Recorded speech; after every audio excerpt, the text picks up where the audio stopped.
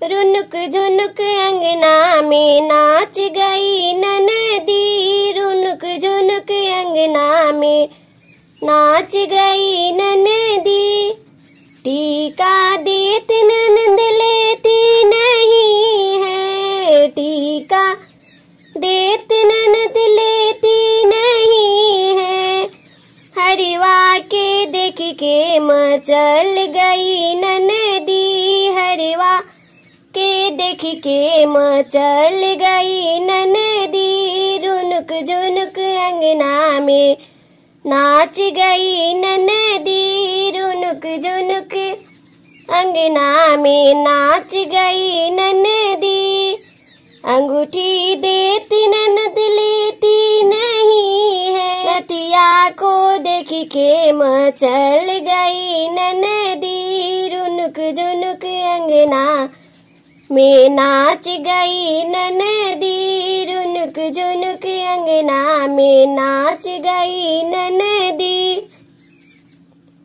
पायल देत ननद लेती नहीं है, पायल देत ननद लेती नहीं है। अंगूठी को देख कर मचल गई ननदी, रुनुक झुनुक अंगना में नाच गई ननदी, रुनुक झुनुक अंगना में नाच गई ननदी। सिकड़ी देती ननद लेती नहीं है, सिकड़ी देती ननद लेती नहीं है।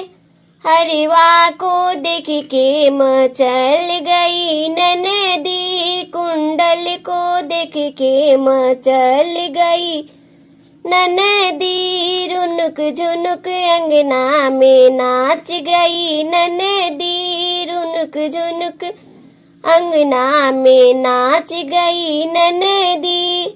लाल हुए पापा के महल में आज खुशियाँ छाई है, लाल हुए पापा के महल में आज खुशियाँ छाई है।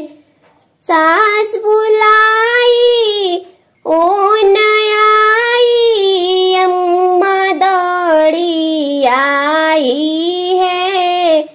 सास के नेग अपने अम्मा को दूंगी, सास बड़ी हरि जाई है।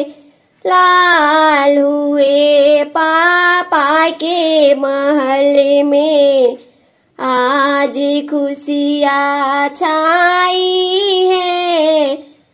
गोतिन बुलाई ओ नयाई, भाभी दौड़ी आई है।